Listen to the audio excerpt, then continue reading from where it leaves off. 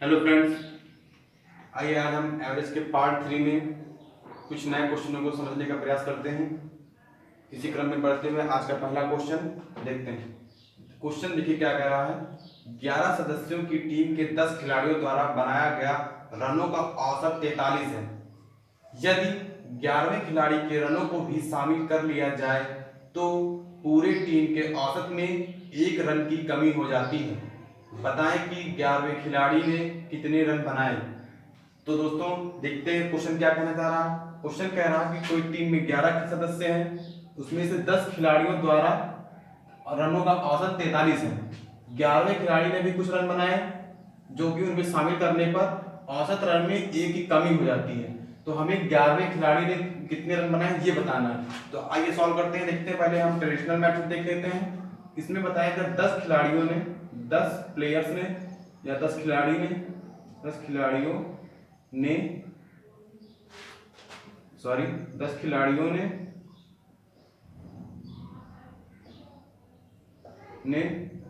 10 खिलाड़ियों का औसत रन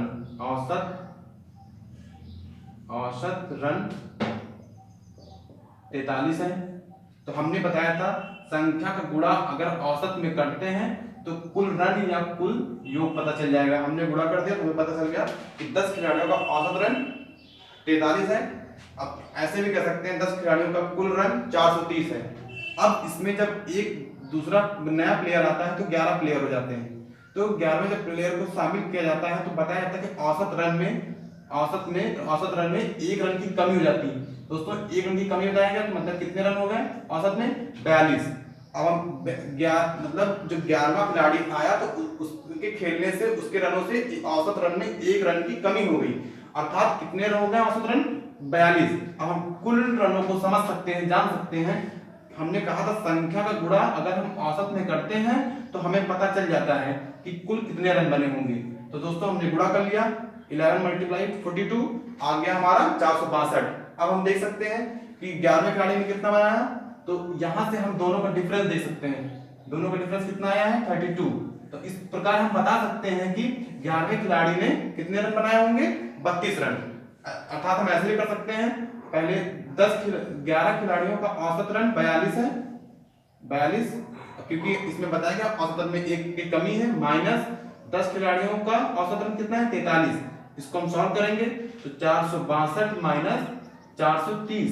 अब हम देख सकते हैं कि कितना रन आ रहा है 32 रन आ रहा है। मतलब 11वें प्लेयर द्वारा कितने रन बनाए गए हैं 32 रन बनाए गए हैं। आइए हम इसका शॉर्ट ट्रिक भी दे सकते हैं। एक ट्रिक ये है, एक मेथड ये है। आप आसानी से बिना पेन के कैसे सॉल्व कर सकते हैं, आइए उसको भी देख लेते हैं। हम देखते हैं कैसे करते हैं। इसको मिटा देते हैं। आप लोग वीडियो को थोड़ा रोक के आप समझ लीजिएगा क्वेश्चन को। अब देखिएगा, इसको ध्यान से समझिएगा क्या कह रहा है। बोल रहा है 10 खिलाड़ियों का औसत रन 43 है। जब 11वां प्लेयर आता है, 11वां प्लेयर आता है तो उसके खेलने से 1 रन की औसत रन में 1 रन की कमी हो जाती है। इसका मतलब यह है कि हाँ, हम ये मान लेते हैं हर प्लेयर ने 10 खिलाड़ियों द्वारा 43 रन बनाया गया, मतलब हर प्लेयर ने 43 रन बनाया। लेकिन जो 11वां प्लेयर आया उसने कुछ रन कम बनाए होंगे तभी औसत में गिरावट आई है। अगर उसने 43 रन बनाया होता तो औसत 43 ही होता। लेकिन इसमें बताया जा रहा है कि औसत में 1 रन की कमी आ गई।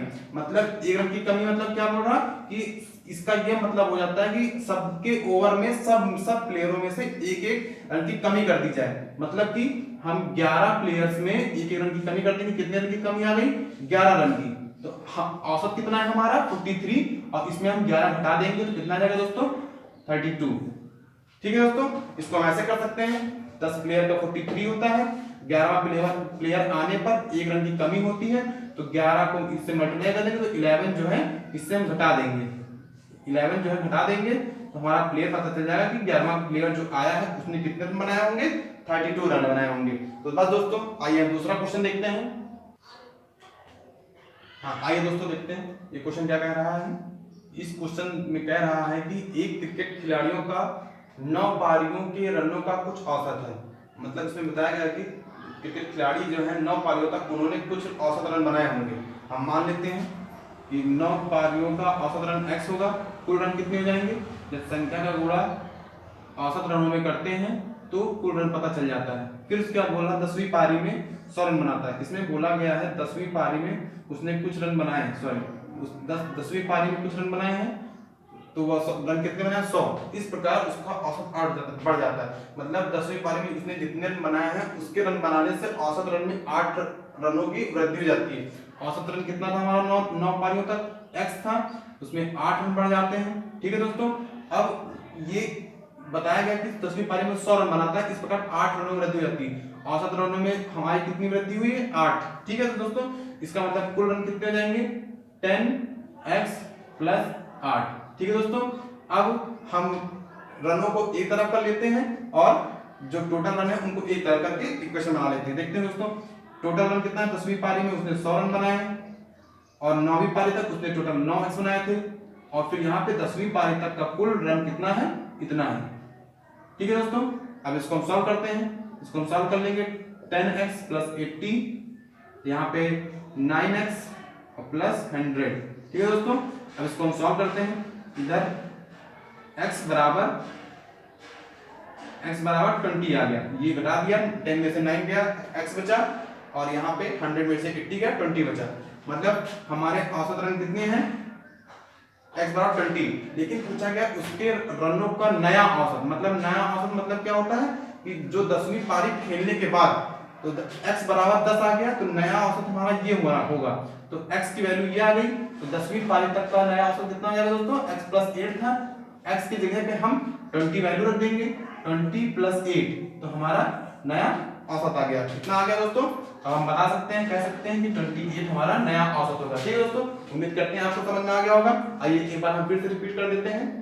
9 पारियों तक औसत कुछ रहा होगा, x हमने मान लिया। ठीक है दोस्तों, अब जब संख्या का गुणा औसत में करते हैं तो हमारा कुल रन पता चल जाता है। ठीक है दोस्तों, फिर उसने कहा कि 10वीं पारी में उसने 100 रन बनाए, तो 10वीं पारी में उसने 100 रन बनाए, तो 100 रन बनाने से औसत रन में 8 रन की वृद्धि हो जाती है। औसत रन में 8 रन की वृद्धि हो जाती है, और हमने आपको पहले ही बता रखा है जब संख्या का गुणा औसत में करते हैं तो कुल रन पता चल जाता है हमें। तो अब हमारा इक्वेशन हो जाता है 10वीं पारी का अकेले का ये है 100, और 9वीं पारी तक का औसत रन वो कुल रन इतना है, और कुल 10वीं पारी तक का कुल रन इतना हो जाएगा। ठीक है दोस्तों, अब इसको सॉल्व करते हैं तो हमारा x बराबर 20 मालूम हो जाता है। और हम जब हमसे पूछा गया नया औसत क्या होगा, तो नए औसत के लिए जो बढ़ा हुआ औसत रन है 8, और पुराने वाले औसत रन में जोड़ देंगे, तो इससे हमें पता चल जाता है कि नया औसत हमारा कितना रहा होगा दोस्तों 28। ठीक है दोस्तों, इसको हम बिना पेन के कैसे कर सकते हैं, आइए उसको भी एक बार देख लेते हैं। इसको मिटा देते हैं, आप लोग कर लीजिएगा। देखिए दोस्तों, इसमें बोला जा रहा है 9 पारियों तक उसने कुछ रन बनाया होगा। ठीक है, हमें नहीं मालूम कितना बनाया। 10वीं पारी में वो 100 रन बना लेता है, 100 रन बनाता है, जिससे उसके रनों में औसत रनों में 8 रन बढ़ जाते हैं। औसत रनों में 8 रन बढ़ जाते हैं। ठीक है, और ये रनों की संख्या है 10वीं पारी का, ये औसत रन है, औसत एवरेज रन है। तो ये इसका मतलब है 10वीं पारी का हमें पता चल गया। 8वीं पारी तक उसको 8 रन बढ़ा दिए गए। बढ़ा देंगे कितने रन बढ़ जाएंगे, जब हम 9वीं पारी तक का 8 रन बढ़ा देंगे तो हमें 72 रन पता चल गया कि उसने 72 रन बनाए होंगे। 9वीं पारी तक उसने 72 रन बनाए होंगे। तो दोस्तों ये हमारा रन पता चल गया कि 9 पारियों तक का रन जो है 8 जो औसत वृद्धि हो रही है, मतलब 72 औसत रहा होगा। तो कितना हमारे नया होगा, कितना बढ़ा होगा, बचा होगा 28। ये हमारा आंसर आ गया। ठीक है दोस्तों, उम्मीद करते हैं आप लोगों को समझ में आ गया होगा। आइए देखते हैं दूसरा क्वेश्चन। हाँ दोस्तों, आइए देखते हैं अगला क्वेश्चन। ये क्वेश्चन क्या कह रहा है, एक रेलगाड़ी 10 किलोमीटर, 20 किलोमीटर और 30 किलोमीटर की दूरियां क्रमशः 50 किलोमीटर प्रति घंटा, 60 किलोमीटर प्रति घंटा और 90 किलोमीटर प्रति घंटा की रफ्तार से तय करती है।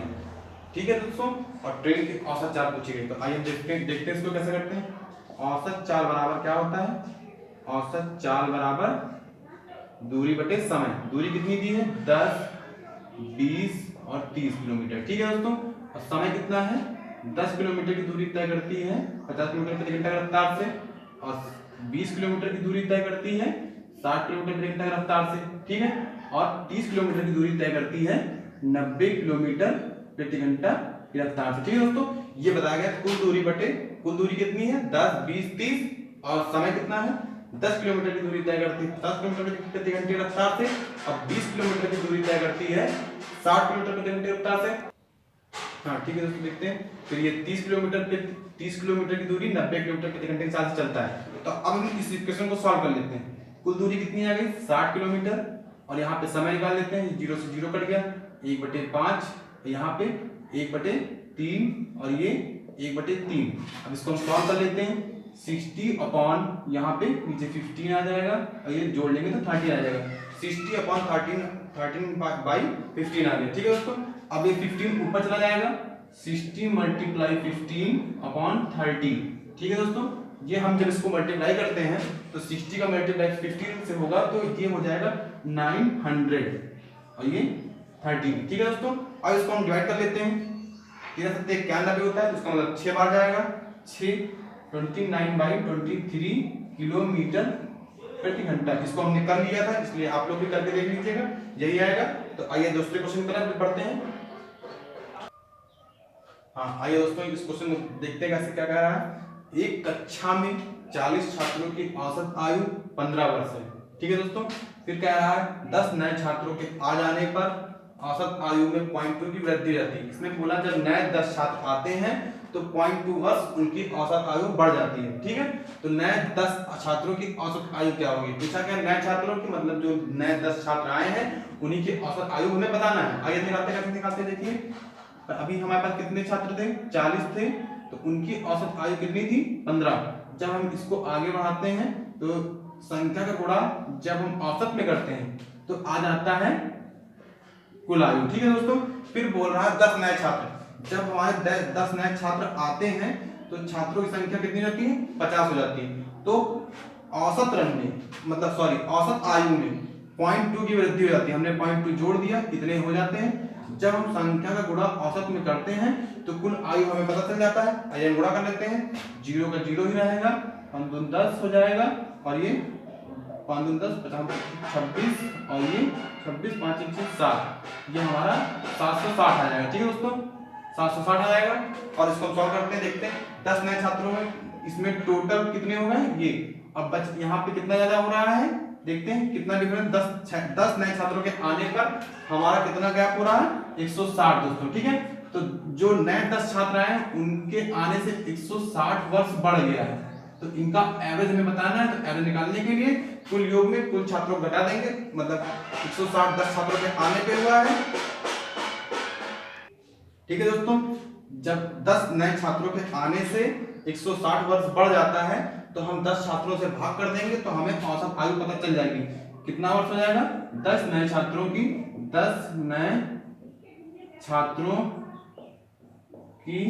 औसत आयु 16 वर्ष हो जाएगी। ठीक है दोस्तों, अब हम इससे बता सकते हैं। आइए उसको फिर से देख लेते हैं।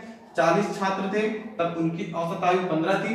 जब 40 छात्रों को औसत आयु से गुणा करते हैं तो हमको पता चल जाता है कुल आयु। ठीक है, फिर 10 नए छात्रों के आने पर मतलब 40 में जब नए छात्र आ जाएंगे 10 तो उनको जोड़ लेंगे तो कुल मिला के एक कक्षा में 50 छात्र हो गए। अब बताया गया कि औसत आयु में 0.2 की वृद्धि हो जाती है, 0.2 वर्ष की वृद्धि हो जाती है। ठीक है दोस्तों, औसत आयु ये हो गई।